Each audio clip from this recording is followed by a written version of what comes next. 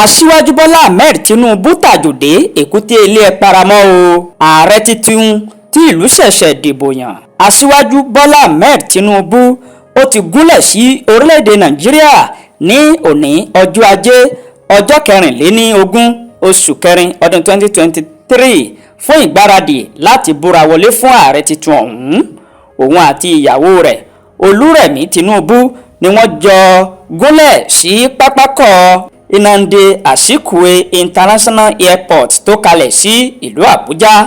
Ọ̀pọ̀lọpọ̀ àwọn èrò tìlùtìfọ́n ni wọ́n fi kí Tinubu káàbọ̀ padà sí orílẹ̀-èdè Nàìjíríà, tí gbogbo àwọn alátìlẹ́yìn rẹ̀ tí wọ́n sì ń jó tí wọ́n ń fò fáyọ̀ wípé ààrẹ tuntun tí ìlú ṣẹ̀ṣẹ̀ dìbò yàn ọ̀hún ó gúnlẹ̀ láyọ̀ òun àlàáfíà ara tó péye. Ààrẹ tuntun tí ìlú ṣẹ̀ṣẹ̀ dìbò yàn ọ̀hún, Aṣíwájú Bọ́lá Ahmed Tinubu ló ti orílẹ̀-èdè France wá padà sí orílẹ̀-èdè Nàìjíríà, òun àti ìyàwó rẹ̀ tí wọ́n sì gúnlẹ̀ sí pápákọ̀ òfurufú tó wà ní ìlú Àbújá.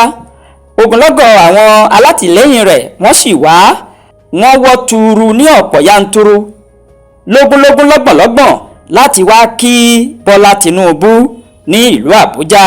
Òun àti Kashim Shettima tí ìlú dìbò yàn àwọn méjèèjì àti àwọn èèkàn nínú ẹgbẹ́ òṣèlú All Progressives Congress ni wọ́n wá kí Tinubu káàbọ̀ láti àjò tó lọ.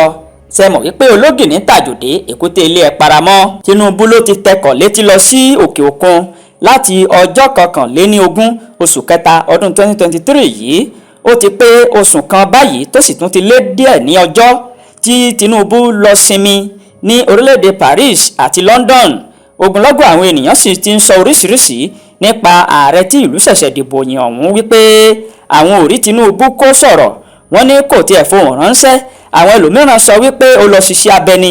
Bẹ́ẹ̀ ni oríṣiríṣi àwọn ọ̀rọ̀ ni wọ́n ń sọ nípa ààrẹ ọ̀hún, ṣùgbọ́n báyìí Tinubu ti dé kí gbogbo yín ṣẹnu ní gbọ́lá fún. Gẹ́gẹ́ bí àtẹ̀jáde tí agbẹnusọ fún Tinubu tó fi léde Túndé Rahim, ó sọ báyìí wípé ààrẹ tuntun náà ó padà wá sí orílẹ̀-èdè abínibí rẹ̀ láti wá ṣe ìgbáradì ṣáájú ọjọ́ tí wọ́n ó búra fún ní oṣù karùn-ún ọjọ́ 29. Ológìní tàjòdè èkúté ilé ẹ̀ paramọ́. Aṣíwájú Bọ́lá Ahmed Tinubu ó ti gúnlẹ̀ padà sí orílẹ̀-èdè Nàìjíríà láti gbáradì fún ìbúrawọlé fún un. Bí ìwọ bá ń wo ìkànnì yìí fún ìgbà àkọ́kọ́, ẹ má gbàgbé láti bá wa subscribe.